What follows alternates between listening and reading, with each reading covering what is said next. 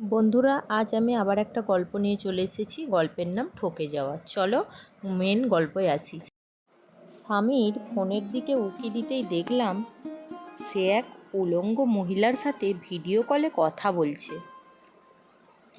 বলছে বলে ভুল হবে। আমি সামনে থাকায় শুধু দুজনকেই দেখছে।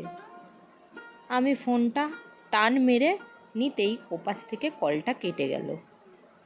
আমার স্বামী পরকীয়া নিয়ে সন্দেহ আমার মনে গেঁথেছিল বিয়ের 1 বছর পরেই, কিন্তু তখন বাচ্চাটা পেটে 5 মাসের, তাই মুখ বুজে সব মেনে নিলাম। সবাই বলল একবার একটা মেয়ে ছেলে যাই হোক হয়ে যাক, তারপর ঠিক হয়ে যাবে। কিন্তু আমার মেয়ের বয়স আজ 2 বছর, তবে সে ঠিক হয়নি। সামনে ঈদ, তাই ঢাকা এসেছি। একসাথে ঈদের কেনাকাটা করে বাড়ি ফিরব। ও সকাল 5টা বাজে কাজে যায় আর ফেরত আসে রাত 1টায়। এত দেরি কেন জিজ্ঞাসা করলে ও বলে সামনে তো ঈদ, তাই কাজের চাপ বেশি। কিন্তু আমি বুঝি না ঈদের সময় রডের মিলে কিসের এত চাপ? রড দিয়ে কি আজকাল মানুষ জামা কাপড় বানায়?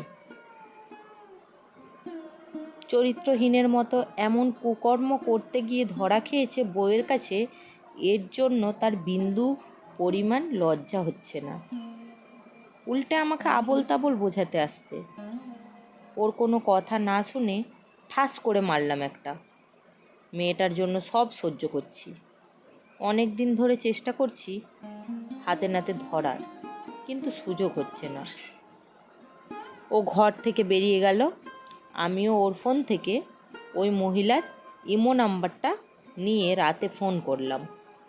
মহিলা ফোন ধরে আমার কণ্ঠ শুনেই চিনে ফেলেছে। টপ করে ফোনটা কেটে দিল। আজকে ওর দিনে ডিউটি। সব কাজ গুছিয়ে রেখেছি। বাড়ি থেকে ছোট বোনকে নিয়ে এসেছিলাম, ওর কাছে মেয়ের সব খাবার গুছিয়ে দিয়েছি সারাদিনের। ও মাত্র কাজের জন্য বের হলো। পাশের ঘর থেকে একটা বোরখা ধার করে পরে নিলাম যাতে চিনতে না পারে। পিছু নেওয়া শুরু করলাম। এই বাসা থেকে অফিস বেশি দূরে না, একটা টিনের বাসা।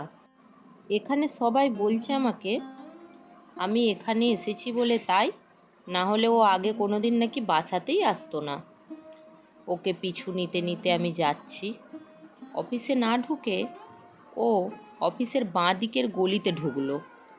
আমিও গেলাম। সামনে এগিয়ে ডান পাশে একটা 7তলা বাড়িতে ঢুকলো। আমি একটু পর ঢুকলাম। ও 1তলা করে উঠছে, আমি পরের তলায় আছি। এমনভাবেই যাচ্ছি। 5তলায় গিয়ে থেমে গেল। 4টে ফ্ল্যাটের মধ্যে বি ফ্ল্যাটটাই ঢুকলো। আমি সেখানে দাঁড়িয়েই ছোট বোনকে ফোন করে আসতে বললাম। এখানে থানা আর অফিস একই সাথেই, তাই ছোট বোন আসার পর ওকে এখানে দাঁড় করিয়ে আমি থানা থেকে পুলিশ আনলাম। পুলিশ দরজা ভেঙে ভিতরে ঢুকলো। ভিতরে ঢুকতেই আমি ওর কলার ধরে মারতে লাগলাম। আর পাশের মহিলাটা নিজের ইজ্জত বাঁচাতে ব্যস্ত। ফ্ল্যাটের চিল্লাপাল্লা শুনে অন্যান্য ফ্ল্যাটের মানুষও চলে এসেছে। সবাই এসে অবাক হয়ে তাকিয়ে আছে। হঠাৎ একজন বলে উঠল, ওনাদের এভাবে ধরেছেন কেন? ওনারা তো স্বামী স্ত্রী। দুইজনেই মানুষ, খুব ভালো, 15 বছর ধরে এখানে আছে। নিজেদের ফ্ল্যাট তাদের, 2জন ছেলেও আছে। আমার মাথায় আকাশ ভেঙে পড়ল। পুলিশ চলে গেল ওখান থেকে। আমি চুপ করে বসে আছি। ও যে সাইকো, এটা ওর কথাই বুঝতে পারলাম। গ্রামের খুব ভদ্র ভালো ছেলে ও। ঢাকায় লুকিয়ে বিয়ে করেছে। এটা গ্রামে বলে সবার কাছে খারাপ হতে চায়নি ও।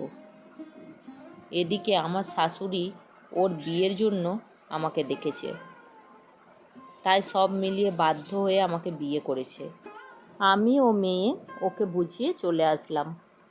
কিছু বলার নেই, ওর মতো অনেক এমন ভালো মানুষ আছে সমাজে, তবে আড়ালে তারা ভয়ঙ্কর। তো বন্ধুরা, আমার এই ছোট্ট গল্পটা কেমন লাগলো অবশ্যই তোমরা লাইক কমেন্ট করে আমাকে জানিও।